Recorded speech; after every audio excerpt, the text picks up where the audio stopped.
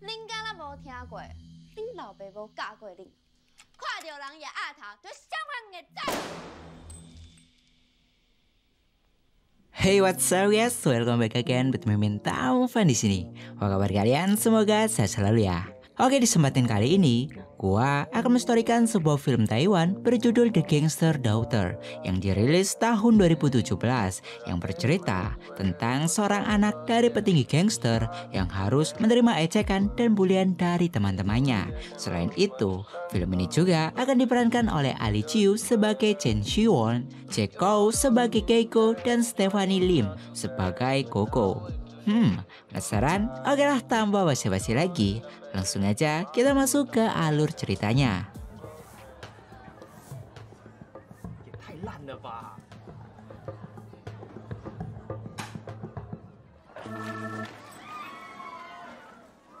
Di awal film ini, kita akan diperkenalkan dengan seorang pria bernama Keiko yang malam itu sedang memukuli salah satu teman gengnya yang dianggap telah mengkhianati kelompok mereka. Namun ketika pria itu mencoba menjelaskan jika Keiko telah salah paham, secara tak terduga pria lain bernama Ox muncul dan langsung menembak laki-laki tersebut sebelum ia mengatakan hal yang sebenarnya. Setelah itu Shinobu beralih dan memperlihatkan Keiko yang hendak meninggalkan istri dan anaknya. Karena dengan pekerjaan yang seorang petinggi gangster, tentunya resiko keselamatan keluarganya juga sangat terancam. Jadi untuk menghindari hal-hal yang tak diinginkan, Keiko pun memutuskan untuk meninggalkan mereka di desa tempat ibu mertuanya tinggal. Singkat cerita, beberapa tahun berselang, kini anak Keiko yang bernama Chen Xiwon telah tumbuh menjadi seorang gadis yang cantik.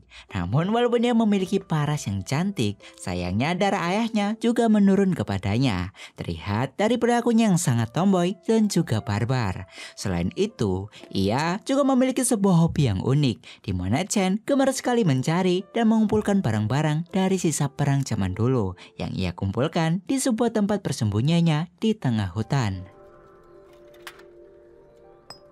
Hingga pada suatu hari, ibunya yang telah merawat Chen dari kecil, hari itu ia harus meninggalkan putrinya untuk selamanya. Di hari pemakaman sang ibu, ayahnya yang selama beberapa tahun ini tak pernah Chen lihat, di hari itu ayahnya datang untuk memberikan penghormatan terakhir kepada ibunya, yang mana setelah selesai, Keiko pun segera pergi dari sana. Semenjak ibunya meninggal, kini Chen tinggal bersama nenek dari ibunya yang saat itu masih merasakan kesedihan semenjak meninggalnya ibu dari Chen. Neneknya yang masih belum bisa melupakan mendiang anaknya, ia lantas memberikan Chen sebuah kotak milik ibunya yang berisikan beberapa perhiasan dan juga foto dari ayah dan ibunya dulu. Chen yang saat itu sedang berada di markas persembunyiannya, ia lalu dihampiri oleh sahabatnya bernama Yumi yang berniat untuk menghibur Chen. Hingga di malam harinya ketika Chen sudah kembali ke rumah neneknya, ia yang penasaran kenapa neneknya sangat tak menyukai ayahnya. Chen pun lantas menanyakan hal itu kepada neneknya. Dan di sini neneknya pun hanya bisa menjawab jika Keiko ayah kandungnya merupakan seseorang yang tidak baik. Apalagi karena pekerjaannya yang seorang anggota gangster, yang mana dulu sebelum ayahnya menikah dengan ibunya, si nenek sudah sempat melarang mereka. Namun karena keduanya tetap memaksa, si nenek pun terpaksa mengizinkannya. Hingga ketika keduanya mulai bercerai, si nenek pun kemudian memutuskan tak mau ikut campur dalam urusan mereka, di mana ia memilih fokus untuk merawat Chen. Tetapi walaupun Chen bisa dikatakan sudah lama tak bertemu dengan ayahnya, namun di dalam hatinya yang paling dalam, rupanya Chen sangat mengagumi sosok ayahnya. Terbukti dengan kegemarannya yang sering menonton film-film bertema gangster.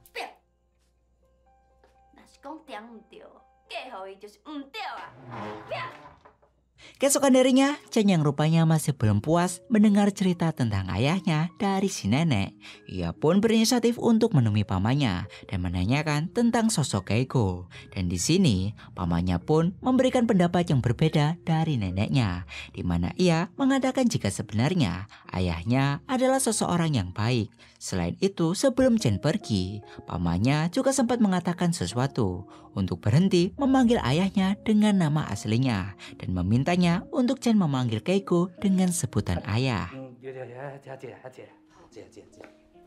Setelah dari tempat pamannya, ia bersama dengan Yumi kemudian pergi ke markas mereka. Namun setelah lumayan lama mereka saling mengobrol. Yumi yang hendak pulang terlebih dahulu. Tanpa diduga ketika ia hendak keluar dari sana, beberapa teman kelas Chen tiba-tiba muncul dan langsung menyeramkan debu ke arah Yumi sambil terus meledek Chen tentang dirinya yang tak punya orang tua. Chen yang dasarnya adalah anak yang sangat tomboy dan barbar. Di malam harinya, ia yang berniat untuk balas dendam. Chen pun lalu pergi ke kandang sapi untuk mengumpulkan beberapa kotoran di sana. Di mana setelah ember yang ia bawa penuh, keesokan paginya, Chen yang berangkat ke sekolah sambil membawa ember tersebut, ia langsung menyeramkan ember penuh kotoran sapi itu ke kepala anak yang membulinya kemarin.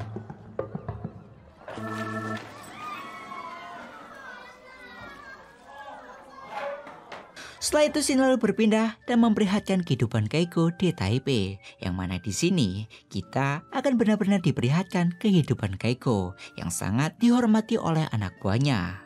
Keiko yang saat itu sedang bersama dengan dua anak buahnya bernama Dreamer dan Stan. Ia lantas menyuruh mereka pergi ke bar miliknya untuk membantu Koko menjaga bar tersebut. Dan benar saja, di malam harinya mereka berdua langsung pergi ke bar itu untuk membantu Koko yang tak lain adalah pacar dari Keiko. Hingga tak lama ketika mereka berjaga, bar tersebut kemudian kedatangan seorang tamu yang merupakan seorang kepala kepolisian setempat yang juga langganan di bar milik Koko. Namun karena alasan yang sepele, si kepala kepolisian yang kita sebut saja sebagai polisi korup, ia malah terlibat cekcok dengan anak buah dari Keiko. Sehingga dari hal itulah perkelahian pun tak bisa dihindarkan. Keiko yang sampai di bar tersebut dan melihat semua isi bar telah berantakan, tentunya sangat membuatnya pusing. Apalagi ketika memikirkan pemasukan bar yang semakin menurun. Ditambah lagi anak buahnya yang terlibat masalah dengan kepala kepolisian.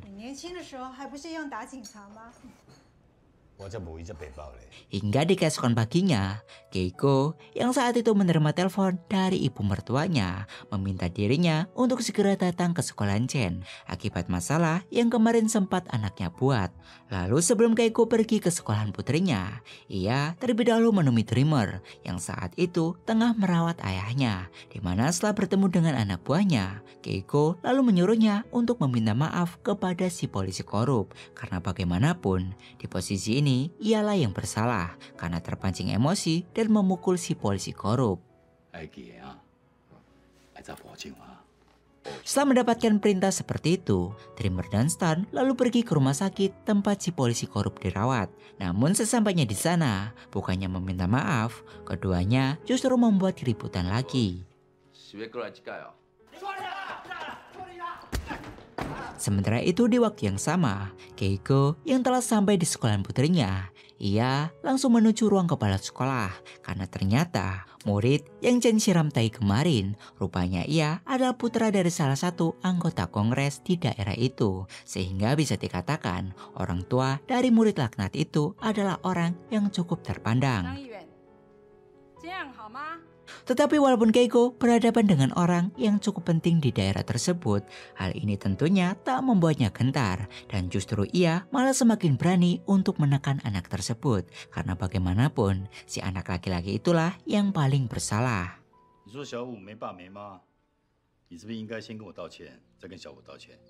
Walaupun Keiko bisa membuat kedua orang tua dari anak itu pergi, tetapi peraturan sekolah yang telah Chen langgar rupanya tetap membuatnya dikeluarkan dari sekolah itu. Sehingga untuk memulai kehidupan sekolah yang baru, neneknya pun memutuskan untuk memindahkan Chen ke Taipei, sehingga ia akan mulai tinggal bersama ayah kandungnya. Namun sebelum itu, ia yang sempat saling berbicara dengan Keiko, di sini si nenek berpesan kepada Keiko untuk menjaga Chen sebaik mungkin, karena bagaimanapun, ia adalah satu-satunya cucu kesayangannya. Sementara itu untuk Chen sendiri, walaupun ia merasa senang karena sekarang ia bisa tinggal bersama ayah kandungnya, namun di sisi lain ia juga merasa sedih karena harus meninggalkan neneknya seorang diri. Setelah memantapkan keputusan, Chen pun mulai berangkat ke Taipei untuk memulai hidup baru dengan ayah kandungnya. Lalu sesampainya di rumah sang ayah, Chen yang saat itu telah dibelikan sebuah komputer oleh ayahnya, ia pun langsung gunakan untuk menghubungi sahabatnya, yang mana dari keceriaan ini membuat ayahnya merasa sangat bahagia. Keduanya mulai saat itu menjalani kehidupan baru, tentunya membuat mereka senang, dimana dengan begitu hubungan keduanya pun mulai menjadi akrab, dan bahkan di sini Keiko juga sampai memperkenalkan putrinya dengan Koko, wanita yang dicintainya sekarang. Tetapi walaupun begitu, Chen rupanya agak kurang menyukai wanita tersebut, yang menurutnya akan merebut ayahnya. Setelah beberapa minggu melakukan pekerjaan di Thailand, atasan sekaligus rekan seperjuangan Keiko bernama Ox akhirnya pulang, yang mana hubungan mereka ini bisa dikatakan layaknya adik kakak. Selain itu, Ox yang tahu jika sekarang anak dari Keiko telah tinggal bersamanya, ia lantas meminta agar Keiko mengajak anaknya tersebut untuk datang di pesta penyambutannya. Dan benar saja di malam harinya, Chen yang ikut datang di pesta itu, dengan mudahnya ia bisa membaur dengan para gangster tersebut. Dan bahkan kehadiran dari Chen ini sangat disambut baik oleh mereka semua, yang telah menganggapnya sebagai keluarga.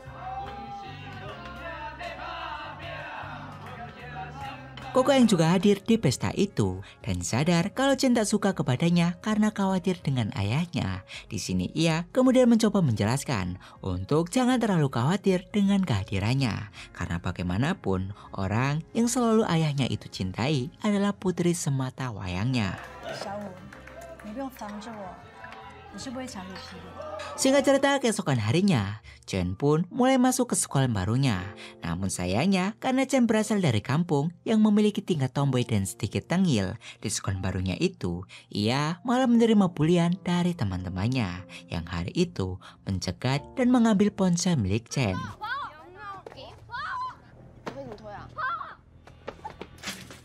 Dan karena dasarnya si Chen ini adalah anak yang super barbar, setelah murid itu mengambil ponselnya dan mendorongnya, Chen pun langsung mengambil sebuah batang besi sepeda dan langsung menghantamkannya.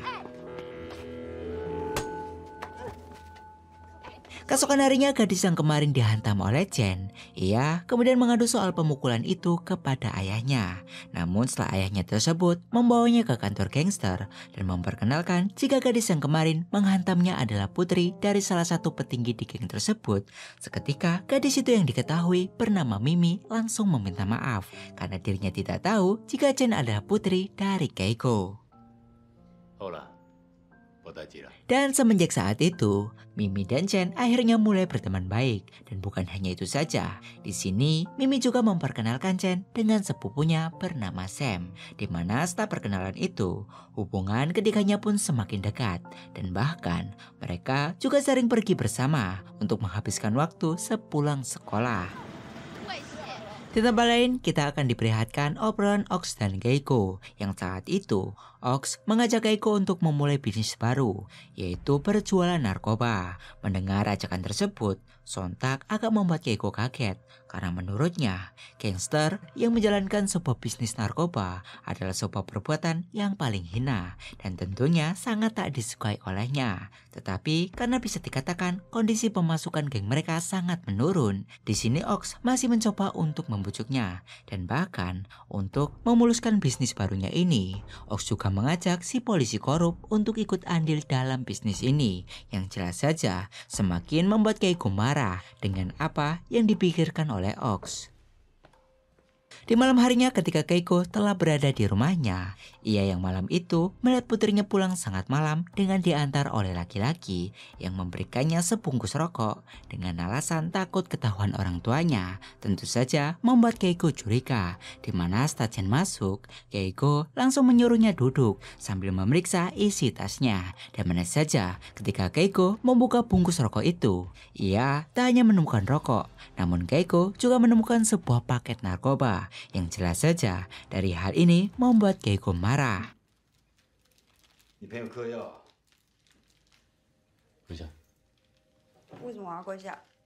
Merasa tak terima dibentak, Chen malah nekat untuk mengaku jika dirinya juga telah membuat sebuah tato di punggungnya. Yang jelas saja semakin membuat Keiko marah kepadanya.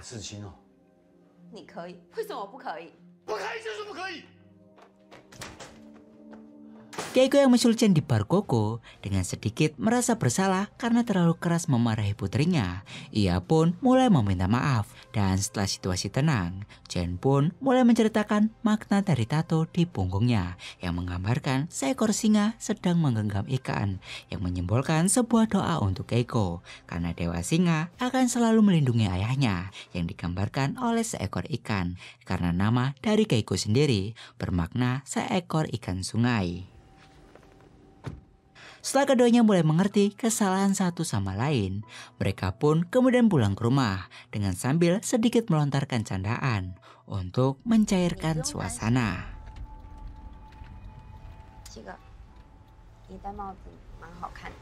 Singkat cerita, keesokan harinya, demi melindungi anaknya, Keiko terlihat sedang berada di sekolah anaknya untuk membuntuti Sam, teman laki-laki yang menitipkan narkoba kepada anaknya. Dan mana saja, setelah cukup lama ia membuntuti anak itu, Keiko justru malah melihat Sam sedang bertransaksi narkoba dengan salah satu anggota gengnya. Setelah dari tempat itu, Keiko yang sangat emosi, ia langsung menemui Ox sambil memberikan bungkusan narkoba yang ia temukan di tas anaknya.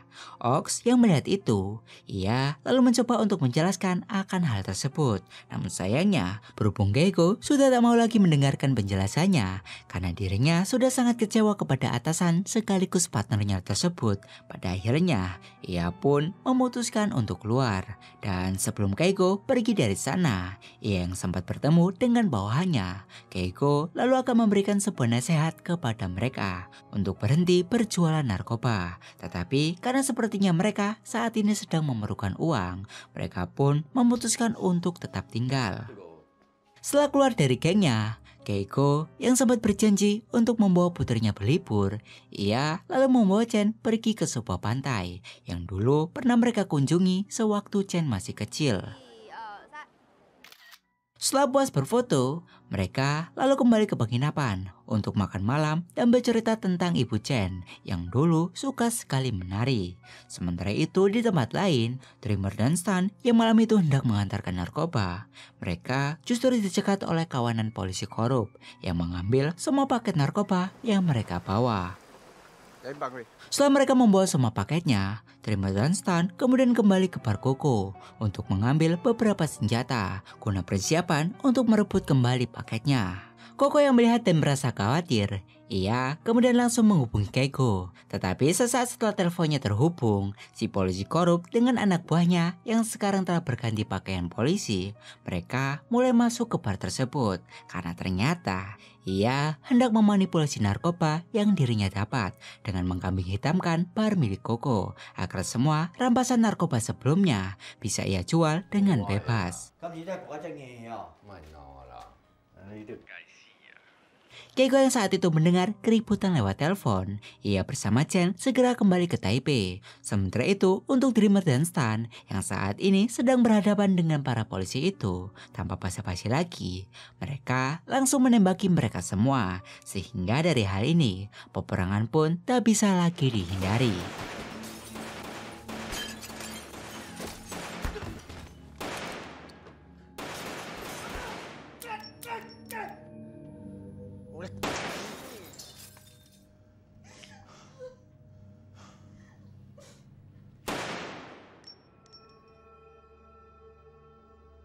Keiko yang saat itu telah sampai di bar tersebut. Di sini ia hanya bisa menyesalinya karena melihat para anak buahnya, termasuk wanita yang dicintainya telah tewas di sana.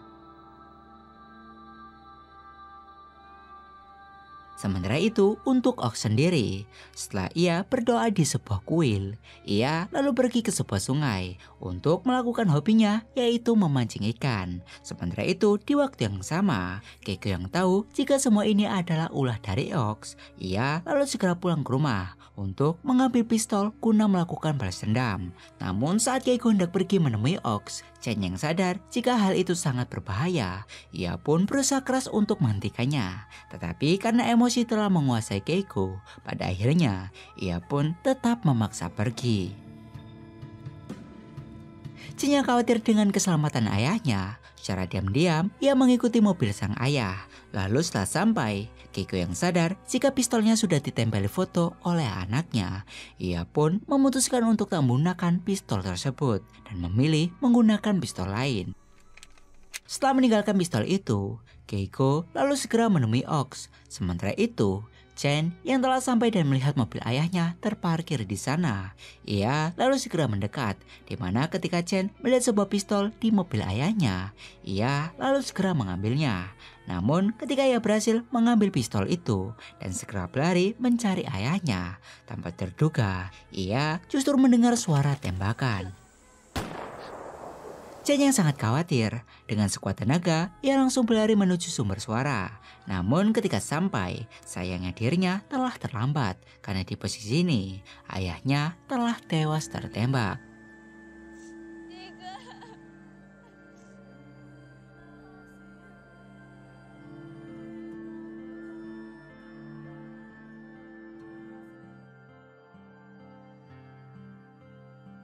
Beberapa hari setelah kematian ayahnya, Chen bersama dengan neneknya, sekali lagi mereka pergi ke pantai yang sempat ia kunjungi bersama ayahnya. Dan di perjalanan menuju pantai tersebut, neneknya lalu menunjukkan foto mendiang ayahnya, di mana tepat di dada Keiko tergambar wajah dari Chen dan ibunya, yang menjadi arti jika ayahnya akan selalu menyayangi mereka. Dan di akhir film ini, kita akan diperhatikan Chen yang sedang menari di pinggir pantai, guna menunjukkan kepada mendiang orang tuanya jika anak mereka juga bisa menari. Dan ya, mungkin sekian dulu alur cerita dari film ini. Jika gua ada salah atau kurang gua minta maaf, dan kita bertemu lagi di next video. Yo.